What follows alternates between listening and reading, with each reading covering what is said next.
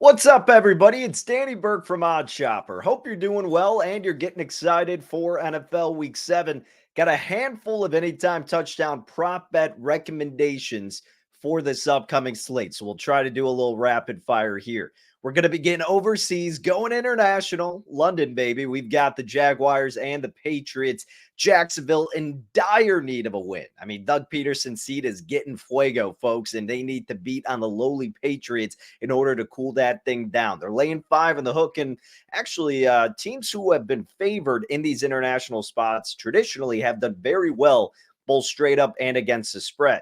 So I do believe the Jags have the edge in this game. I think they're going to have plenty of scoring opportunities, and that's going to set up a man like Tank Bigsby.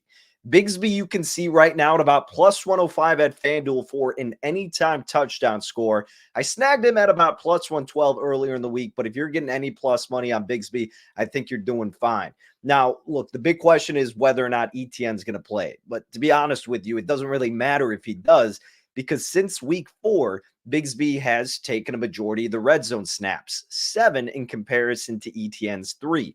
And Bigsby has been the more efficient running back. I mean, he's getting 4.5 yards after contact, and clearly they've relied on him more. He is way better behind Trevor Lawrence than ETN has been this season. So the handoff should be going to Bigsby, whether or not ETN is going to be playing. And you're going up against PFF's 30th ranked run defense, and a run defense that has given up a rushing touchdown in every single game this season. So count me in on the plus price for Tank Bigsby to get week 7 kicked off. Moving along, let's talk other running backs.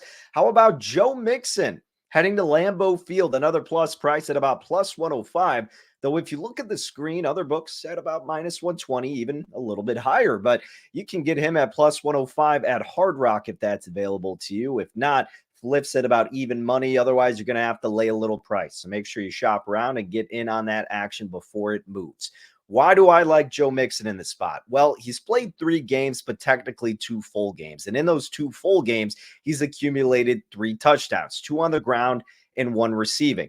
Now, up against the Packers, this is a Green Bay run defense that has looked strong, but I think they're overdue for some damage on the ground game against them. They've only given up 2 rushing touchdowns, but they're allowing over 4 yards per carry. They rank 22nd in rush success rate. And the Texans, without Nico Collins as their top red zone threat, they're going to look to utilize a guy like Mixon even more so, which they already have. Now, inside the 10-yard line, the Texans have been pretty close in terms of what plays they call. I think it's about 7 rush attempts to Mixon, 8 pass attempts from C.J. Stroud in those 2 full games that he's played with. So, again, we're getting a solid plus price with someone who has been very much leaned on during his full efforts, and hopefully we get another one against Green Bay. Houston's going to need to bring the production. It's going to be a tough one there in Lambeau Field. So hopefully Joe Mixon can cause some excitement and cause us to cash a ticket at a slight plus price. Let's move on to the NFC North showdown that we have between the Lions and the Vikings. Could be one of the better games in this upcoming slate. And I'm looking on what, let's be honest, could be an obvious choice. Try to steer away from that with the receivers. And look, I get it. The running backs are the obvious choice, but receivers, you have a plethora of options. None other than Amon-Ra St. Brown, which is kind of the most obvious option. However, you're getting about plus 145, as you can see on the screen. I snagged him at about 10 cents better, but still like him over plus 140. Look, he's gotten a receiving touchdown in each of his last 3 games. No. Before you yell at me, that's not why I'm looking to take him here. But clearly, there's proof in the pudding that he is just absolutely utilized by Goff and then some. Inside the 20-yard line, he has 9 targets. He's holding 8 of them.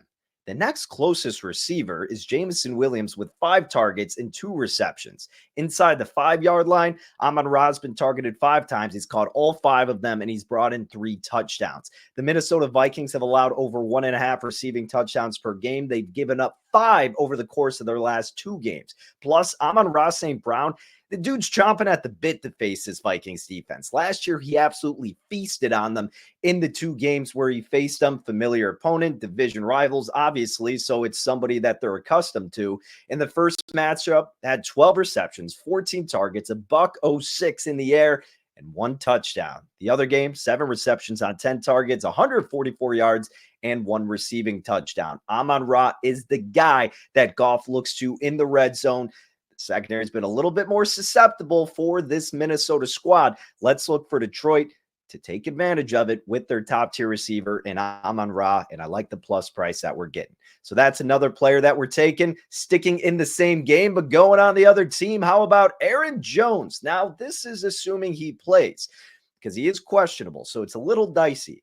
Stochastic's projections are holding him to a pretty high standard this week, and I concur with that assessment. Plus 103 is available at Caesars. However, you can see he's as high as minus 150 at FanDuel, minus 160 at Fanatics. Aaron Jones has one rushing touchdown on the year. PFF's expected touchdowns have him over 3. Now, Detroit's run defense has been pretty stout this season, folks, but the biggest difference, as we all know, is that they're missing their largest enforcer in Aiden Hutchinson. That makes a world of a difference on this defensive front. If you're the Vikings, how are you not looking to take advantage of that? Aaron Jones has had the opportunities. He's just got to capitalize. And in what's probably going to be a high-scoring affair, this is the time to do it against a weakened and hindered defensive front without Aiden Hutchinson that will be featured on the side of the Detroit Lions. So count me in for Aaron Jones. Plus 103 you can get at Caesars for him. Anytime touchdown prop bet. All right, let's go to our final player, another running back, Monday Night Football, another player that Stochastic Sims projections really have high hopes for, J.K. Dobbins. Now, he's minus 122 at Caesars. You're laying a price, but I honestly thought it'd be around minus 150 consensus, which it kind of is. I mean, look, you got Fanatics minus 150, FanDuel minus 155. Some books are even higher. But J.K. has been the go-to guy in the red zone. I mean, he's been tremendous for the Chargers this season. More importantly, you're facing an Arizona Cardinals run defense that's allowing over a rushing touchdown per game. They're allowing 4.7 yards per carry, 26 in rush success rate, 23rd in rush EPA. Heck, those numbers would be worse, but their secondary couldn't make a tackle against the Packers receivers last week. And if they were just normal secondary members like on every other team, then they would have got tackled out at the 5, and Josh Jacobs probably would have had a touchdown or two. Nevertheless, this Cardinals defense is no bueno against the run. They're really bad all throughout. But look, if the Chargers don't have to put a lot of strain on Herbert, they're not going to. And they're going to rely on their workhorse, J.K. Dobbins, who's been averaging 3 yards after contact. He's taken 73% of the snaps. That's probably going to increase with Gus Edwards heading to the injured reserve. Plus, his Chargers defense has been really good this year. Quality defense. So if the Cardinals are having some struggles or inconsistent on offense, that's going to set up better field position and better opportunities for this Chargers offense to get constant scoring opportunities. So look for J.K. Dobbins to find the end zone once again. He has been a stud this year. Let's hope it persists on Monday Night Football. That's what I'm rocking with for anytime touchdown scoring prop bets. Got plenty more sides and other props and other sports. NHL, betting a lot of puck. Also NBA right around the corner, folks. You can sign up 50% off your first week or month using code BERK50. Plus, we've got everybody else, all of our insiders giving you great deals right now with all the major sports going on. Once the NBA starts, you won't want to miss it.